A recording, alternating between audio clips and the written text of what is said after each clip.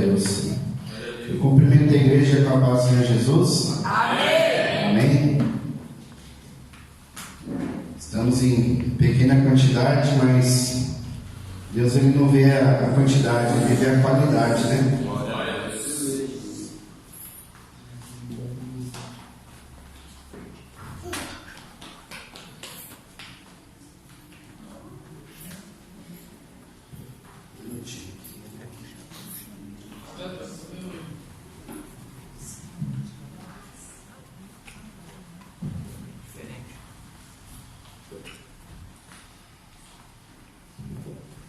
Vamos estar curvando a cabeça para o início do culto, fazer uma oração. Meu Deus e meu Pai, obrigado, meu Deus, por essa rica oportunidade de poder estar em tua casa de oração, meu Pai. Quantos queriam estar aqui nessa noite e não podem, Pai? Outros com problemas particulares, Senhor. Mas Tu sabes, Senhor, Tu sabes de todas as coisas, meu Pai. Eu peço a Ti nessa noite, Pai, que o Senhor venha falar comigo, venha falar com a Tua igreja, Pai, em nome de Jesus. Venha falar tudo o que Tu queres, meu Pai. Estamos aqui prontamente para ouvir a Tua voz, ouvir o Teu querer, Pai. Eu creio, Pai, que o Senhor venha falar comigo nessa noite, que o Senhor venha falar com a Tua igreja também, Pai. Venha falar, Senhor, em nome de Jesus. Amém, Senhor. Glória a Deus. Glória a Deus, aleluia. Quanta responsabilidade estar aqui na frente para trazer a palavra de Deus.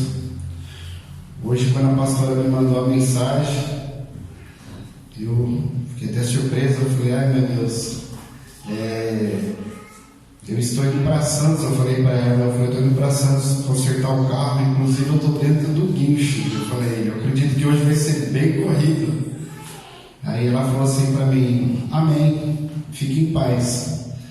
Mas começou a queimar aqui dentro, porque a gente pode falar não para o homem, a gente pode negar para o homem, mas para Deus não. Então a gente não sabe se vai ter uma outra oportunidade, então a gente não pode deixar passar. Amém? Eu vou convidar a igreja a ficar de pé e abrir a palavra de Deus em Mateus 14, 22.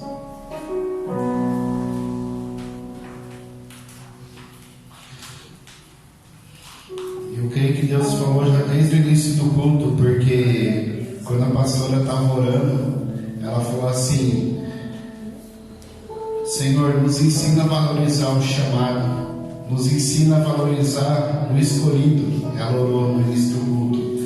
E logo após, aqui no último louvor, o pastor estava louvando e ele falou: onde está a tua fé? Falava daquele louvor das águas agitadas no barco. Eu até falei para o pastor, eu falei, meu Deus, é a palavra.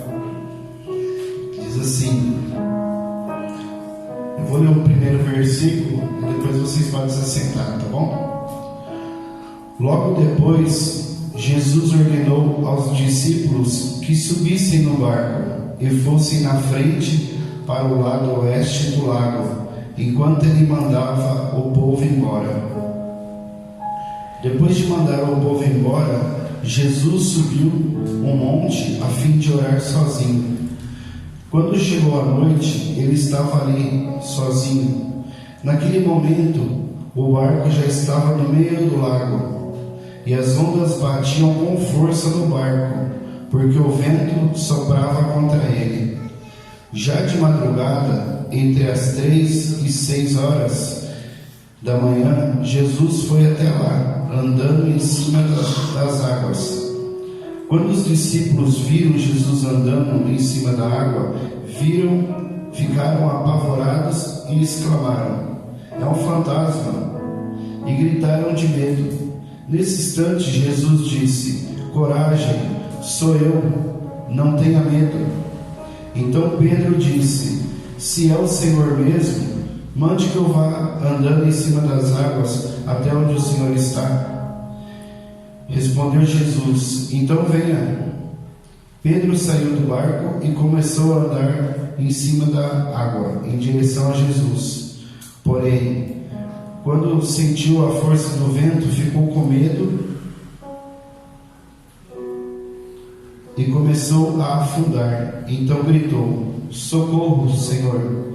Imediatamente Jesus estendeu a mão, segurou Pedro e disse: como é pequena a sua fé, por que você duvidou de mim?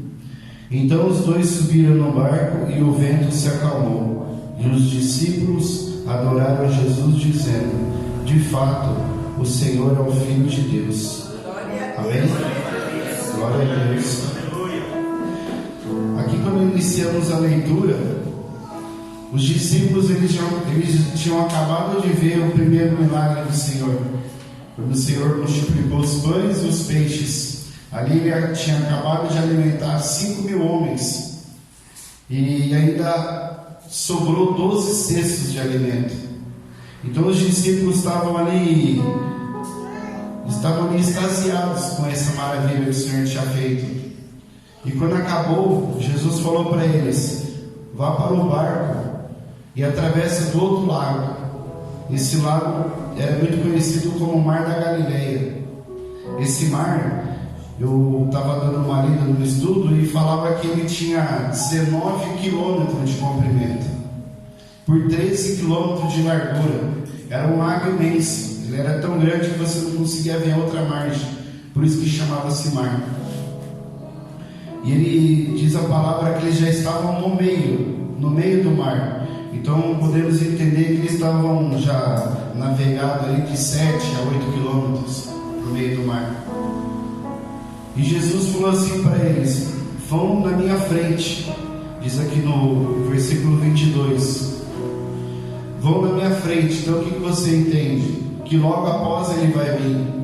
A gente pode vir no culto. Quando acaba o culto, os irmãos começam a ir embora, mas os pastores ficam, porque às vezes um ou outro quer conversar, quer oração, mas eles também vão embora.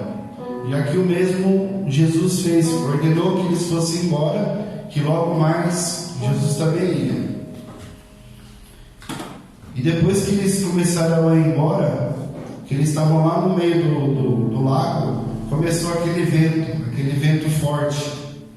E uma coisa que me chama a atenção, eles já tinham havido uma primeira experiência com o Senhor no barco. Diz a palavra que na primeira experiência o Senhor estava dormindo, e aquele mar revolto, aquela ventania, e eles gritaram e foram atrás do mestre. A palavra que eles falaram: mestre, acorda, nós vamos morrer. Eles já tinham havido a primeira experiência com o Senhor. Só que quando a gente compara com essa segunda experiência, eles não estavam com o Senhor, eles estavam sozinhos no barco. Só que eles esqueceram que o Senhor estava a caminho. Aleluia! Diz a palavra que o Pedro, que era o mais corajoso, mais valentão, ele falou: Senhor, se tu és mesmo o Senhor, faça com que eu ande sobre as águas. Aqui a gente pode ver que a fé de Pedro, ela foi limitada. A fé de Pedro, ela foi ali por um momento em que Jesus estava chamando ele. Quando o vento tomou ele e o medo tomou conta de Pedro, ele começou a afundar. E ele estava diante do mestre. Ele não poderia deixar essa fé. E aqui todos eles começaram a gritar: é um fantasma.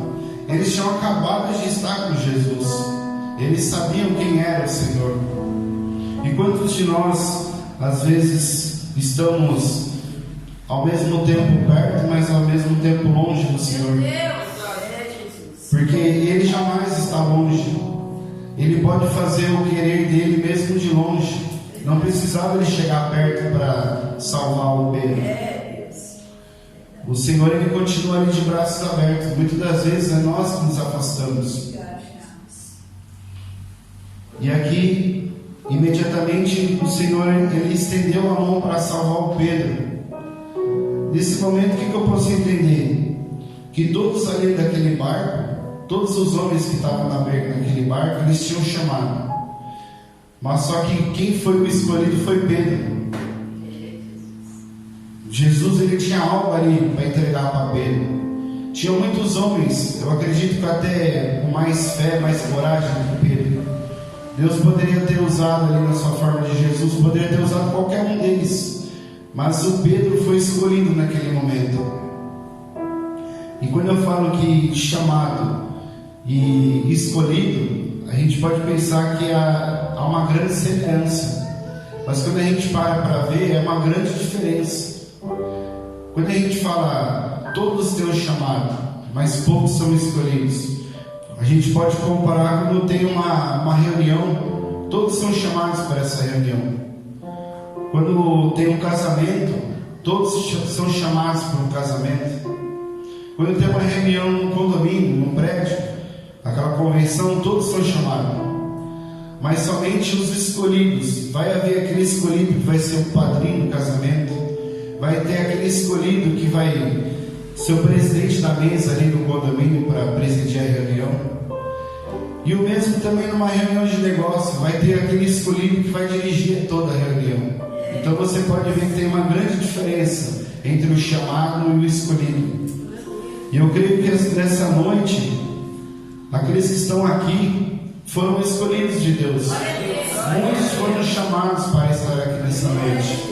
Mas eu creio que quem está aqui foi escolhido para ouvir a palavra do Senhor.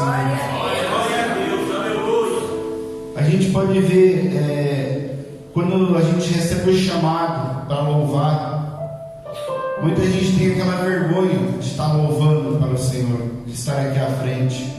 Muitos recebem o chamado de estar ministrando a palavra do Senhor.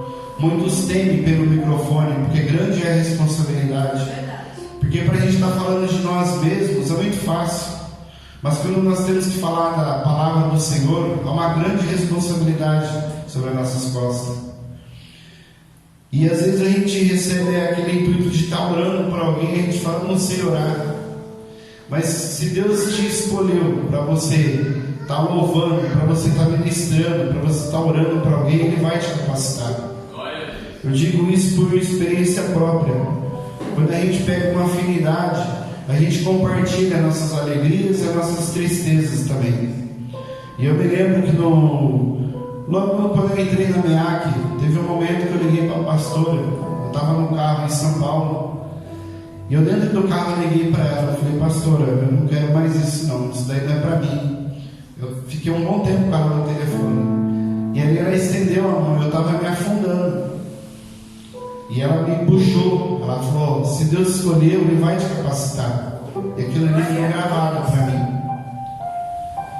Então eu creio que aquele que está aqui nessa noite tem algo especial. Eu creio que Deus tem falado aos nossos corações. Eu creio que às vezes alguém está pensando em desistir.